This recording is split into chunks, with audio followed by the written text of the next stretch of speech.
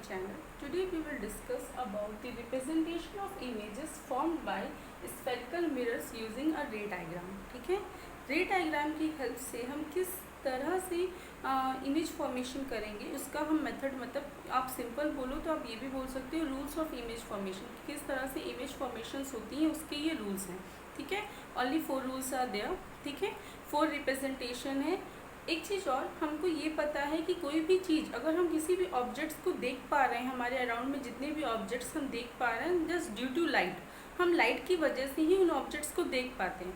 जैसे ही लाइट उन ऑब्जेक्ट्स पे पड़ती है वहाँ से रिफ्लेक्ट होती है, फिर हमारे आइज़ में जाती है, तब जाके हमें वो चीज़ें वहाँ पे इमेज फॉर्मेशन होता है और हमें दिखाई देता है. ठीक है, सेम मतलब जब भी ऑब्जेक्ट से बहुत सारी रेज आती हैं, ऑब्जेक्ट से बहुत सारी रेज आती हैं और वो रेज जब इंटरसेक्ट करती हैं, मतलब इंटरसेक्ट करना एक दूसरे को किसी कहीं पे किसी पॉइंट पे कट करती हैं. ठीक है, वो रेज जब किसी पॉइंट पे इंटरसेक्ट करती है और अपीयर टू इंटरसेक्ट, और ऐसा अपीयर होता है कि वो इंटरसेक्ट कर रही है, देन ओनली जिस पॉइंट पे वो इंटरसेक्शन हो रहा है उसी पॉइंट पे इमेज फॉर्मेशन होता है.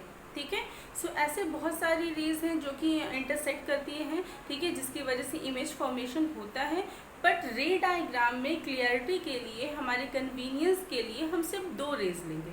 ठीक है, एटलीस्ट हम सिर्फ 2 रेज लेंगे. उन 2 रेज का जहाँ पे भी इंटरसेक्शन होगा दैट पॉइंट पे ही हमारी इमेज फॉर्मेशन होगी. ठीक है, क्लियर. बहुत सारी रेज होती हैं. कभी कभी बच्चे पूछते हैं मैम आपने सिर्फ 2 रेज क्यों ली. सिर्फ 2 रेज नहीं होती, ऑब्जेक्ट पे तो बहुत सारी रेज पड़ रही हैं, वो रेज हमारी आइज़ में जाके इमेज फॉर्मेशन कर रहा है. ठीक है, बट हम अपनी क्लियरिटी के लिए, हमारे कन्वीनियंस के लिए, रे डायग्राम क्लियर हो, आपको अच्छे से समझ में आए, उसके लिए हम सिर्फ 2 रेज लेंगे. ठीक है, क्लियर. ओके, नाउ तो हमारे रूल फॉर्मेशन का फर्स्ट रूल, ठीक है, इमेज फॉर्मेशन का फर्स्ट रूल क्या है, all the rays parallel to principal axis. ठीक है, all the rays parallel to principal axis after reflection passes through focus. ठीक है, ये हम कहिए this is the first rule, all the rays parallel to principal axis. किसके पैरेलल? Principal axis. All the rays parallel to principal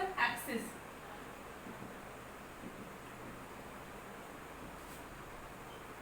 after reflection passes through. मैं यहाँ पे आपको कॉन्वेक्स का केस भी मुझे समझाना है, दैट्स वाई मैं और करके, और अपीयर टू पास, और appear to pass through focus. ठीक है,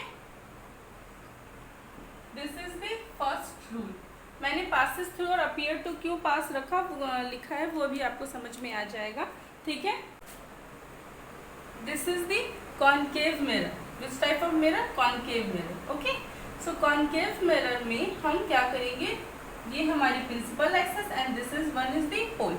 ठीक है, ये पोल है और ये प्रिंसिपल एक्सिस है. ओके, अब जब प्रिंसिपल एक्सिस के पैरेलल हम रेज डालेंगे, प्रिंसिपल एक्सिस के आप पैरेलल रेज डालो, मैंने आपको क्या बोला, फॉर द कन्वीनियंस एटलीस्ट हम 2 रेज लेंगे. सपोज मैंने ये 2 रेज लिया. ठीक है, तो after reflection they pass through a focus and this one is the focus. ठीक है, so this is the rule कि जितनी भी रेजेस, आप जब भी रेज जो भी रेज प्रिंसिपल एक्सिस के पैरेलल होगी वो रिफ्लेक्शन के बाद फोकस से पास आउट होगी. This is the rule. ठीक है, या फिर ये इमेज फॉर्मेशन करने का, रिप्रेजेंटेशन करने का मेथड. ना नेक्स्ट मैंने आपको पढ़ाया था कि एक होता है हमारा कॉन्वेक्स मिरर. ठीक है, ये किस टाइप का मिरर था, this is the concave mirror. Concave mirror के केस में इट पासेस थ्रू. ठीक है, पासेस थ्रू वाला जो टर्म है वो कॉन्केव के लिए यूज हुआ है. नाउ कॉन्वेक्स मिरर की बात अगर हम करें तो same as principal axis and here is the pole. ठीक है, प्रिंसिपल एक्सिस है और पोल है. फिर मे भी आपको थोड़ा सा तिरछा दिख रहा होगा बिकॉज ऑफ ये अरेंजमेंट सही नहीं है, बट रेज मैं सीधी बना रही हूँ. आप भी जब बनाना तो स्ट्रेट लाइन बनाना. ठीक है, मे भी आपको दिख रहा होगा कि ये टेढ़ा है, बट वो टेढ़ा है नहीं. ठीक है, मैं स्ट्रेट लाइन बना रही हूँ और आप लोग भी स्ट्रेट लाइन ही बनाइएगा. ठीक है, ओके. सो अब हमने यहाँ पे रेज लिया. ठीक है, ये प्रिंसिपल एक्सिस के पैरेलल रेज है, तो प्रिंसिपल एक्सिस के पैरेलल रिफ्लेक्शन के बाद वो ऐसे पास आउट हो जाएगी. रिफ्लेक्शन के बाद वो रेज पास आउट हो जाएगी. ठीक है, बट एज होगा कि it coming from the focus, ऐसा लगेगा कि रिफ्लेक्शन के बाद वो जो रेज आई है वो कहाँ से आई है, वो फोकस से आ रही है।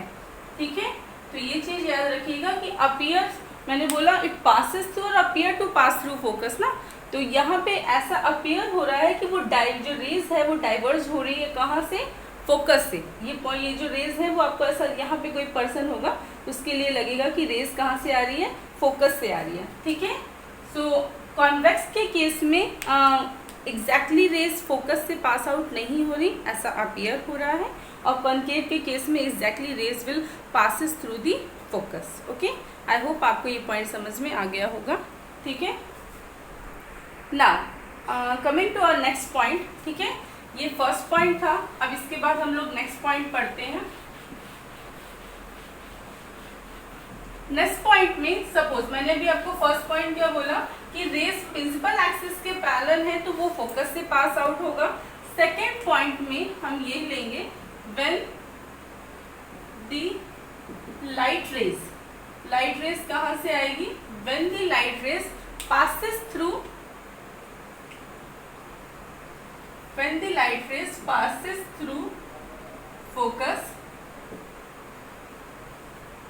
after reflection,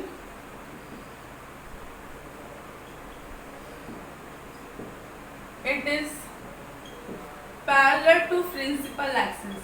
After reflection it is parallel to principal axis. In case of concave के केस में अगर आपने रेस फोकस से डाला है तो वो प्रिंसिपल एक्सिस के पैरेलल हो जाएगा। Just see in this figure, this is the concave, this is your concave mirror, आपने कॉनकेव मिरर लिया है, this one is the what, principal axis, और यहाँ पे क्या होगा, पोल, और ये है हमारा फोकस। अगर आपने जो रेस लिया वो कहाँ से डाला है, फोकस से, रेज आपने फोकस से डाली, इंसिडेंट रे फोकस से पास होकर अगर मिरर पे जा रही है तो रिफ्लेक्शन के बाद, after reflection it is parallel to principal axis, वो प्रिंसिपल एक्सिस के पैरेलल हो जाएगी। ठीक है, आफ्टर रिफ्लेक्शन वो कहाँ से पैरेलल हो जाएगी, प्रिंसिपल एक्सिस के। ये रिप्रेजेंटेशन है, रूल है, अभी हम इमेज फॉर्मेशन तो देख नहीं रहे कि इमेज फॉर्म हो रही है, बस इसमें कंडीशन ये है कि अगर आपने फोकस से रे डाली है तो वो प्रिंसिपल एक्सिस के पैरेलल होगा in case of concave mirror, ये कॉनकेव मिरर है। ठीक है, अब let's see in case of convex, convex का केस भी हम चेक कर लेते हैं। Again this one is your pole, principal axis, यहाँ पे आपका कहीं पे फोकस होगा। ठीक है, अब अगर, ठीक है, अब क्या होगा कि अगर ऐसा इट सीम्स दैट कि rays are coming to focus, अगर ऐसा लगे आपको कि वो जो रेज है वो फोकस में डाली जा रही है, ठीक है, then after reflection it is parallel to principal axis, reflection के बाद वो प्रिंसिपल एक्सिस के पैरेलल हो जाएगी। मीन्स एग्जैक्ट ऐसा it seems that the rays are passing through the focus, ऐसा लग रहा है कि जो रेज है वो हम फोकस पे डाल रहे हैं, तो आफ्टर रिफ्लेक्शन वो रेज क्या हो जाएंगी, they are parallel to principal axis. ठीक है, वो रेज प्रिंसिपल एक्सिस के पैरेलल हो जाएगी।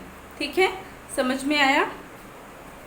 होपफुली आपको ये चीज समझ में आ गई होगी। This is the another rule, एक दूसरे का अपोजिट है, प्रिंसिपल एक्सिस के पैरेलल डालोगे फोकस से पास होगी, फोकस से डालेंगे तो प्रिंसिपल एक्सिस के पैरेलल हो जाएगी। Okay, now third point. Okay, third point. So third point is a ray of light. A ray of light passing through. A ray of light passing through center of curvature. Passing through center of curvature or directed towards center of curvature. Directed towards the center of curvature. Back to the same path. Back to the same path. ठीक है, sorry यहाँ पे मुझे लिखना चाहिए था कि after reflection a ray of light passing through centre of curvature और directed towards the centre, directed towards the centre of curvature, centre of curvature.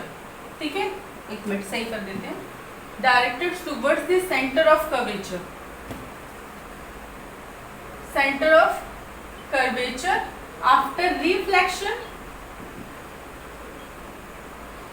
back to the same path, back to the same path, वो उसी path में return हो जाएगी। कि अगर आपने रे ऑफ लाइट को सेंटर ऑफ कर्वेचर से डाला, ये रे of light centre of curvature पे डायरेक्टेड होते हुए गई है, इन दैट कंडीशन रिफ्लेक्शन के बाद वो उसी पाथ पे रिटर्न हो जाएगी।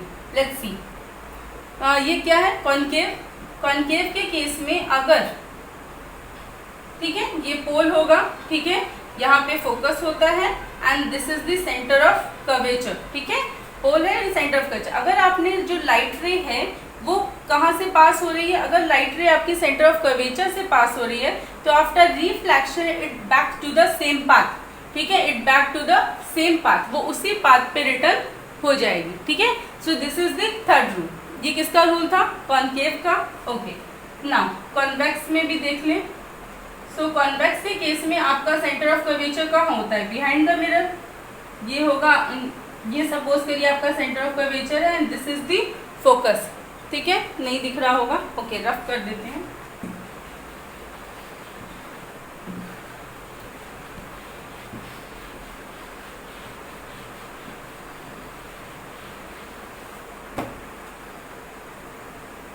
कॉन्वेक्स, ठीक है, कॉन्वेक्स के केस में pole, here focus, centre of curvature. मैंने दो वर्ड्स लिखे थे, एक वर्ड लिखा था if the light rays passing through centre of curvature और directed towards the centre of curvature, means जो लाइट रे है वो ऐसा डायरेक्ट, मतलब वो किसकी तरफ डायरेक्ट कर रही है, सेंटर ऑफ कर्वेचर की तरफ, ठीक है, किसकी तरफ डायरेक्ट कर रही है, सेंटर ऑफ कर्वेचर की तरफ। तो after reflection it back to the same path, वो उसी पाथ में रिटर्न हो जाएगी, ठीक है। So this is the third rule. Okay, हाँ, हमने क्या पढ़ा कि अगर जो लाइट रेज है इन केस ऑफ कॉनकेव, अगर कॉनकेव के केस में light rays centre of curvature से पास करती है तो after reflection it back to the same path, same as in case of convex. अगर लाइट रेज डायरेक्टेड, मतलब डायरेक्टेड है, सेंटर ऑफ कर्वेचर की तरफ डायरेक्टेड है, तो रिफ्लेक्शन के बाद वो उसी पाथ में बैक हो जाएगी, ठीक है। फोर्थ रूल है हमारा, fourth rule is when the light ray falls on pole, when the light rays falls on pole, अगर लाइट रेज आपकी पोल पे पड़ती है, ठीक है, when the light rays falls on pole, after reflection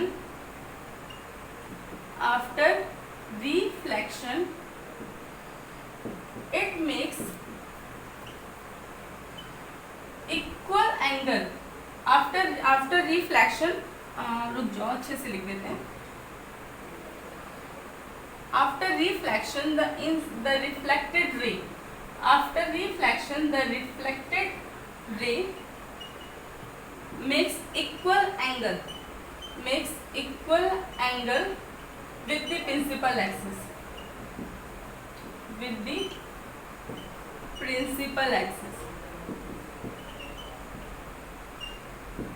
principal axis makes equal angle, the reflected ray makes equal angle with the principal axis, ठीक है। इसका मतलब क्या हुआ कि रिफ्लेक्शन के बाद जितना एंगल इंसिडेंट रे, मतलब जैसे suppose this is the concave mirror, clear.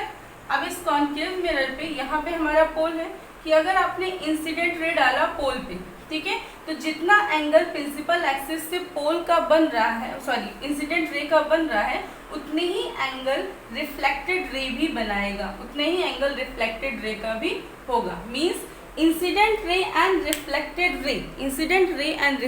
रे makes equal angle with the principal axis, ठीक है। When the light rays falls on the pole, the incident ray and reflected ray makes equal angle with the principal axis. और आप ये भी कह सकते हो कि मैम इस तरह की कंडीशन पे तो एक नॉर्मल बनना चाहिए। एग्जैक्टली, ये जो प्रिंसिपल एक्सिस है, this principal axis act as a normal है। यहाँ पे ये प्रिंसिपल एक्सिस नॉर्मल का वर्क कर रही है।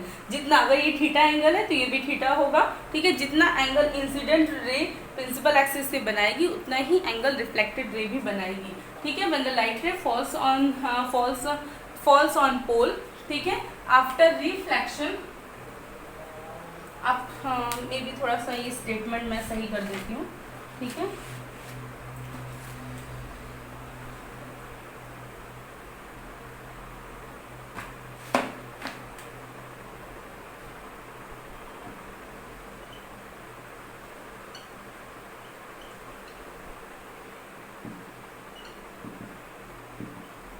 As the angle made by the incident ray, that means it follows laws of reflection, ठीक है। That means it follows laws of reflection। मैंने यही लिखा है कि रिफ्लेक्टेड रे उतना ही एंगल प्रिंसिपल एक्सिस से बनाएगी जितना एंगल इंसिडेंट रे ने बनाया होगा, ठीक है।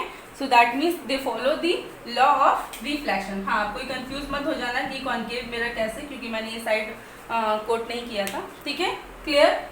This is the case of concave mirror. ये कॉन्केव मिरर का केस है।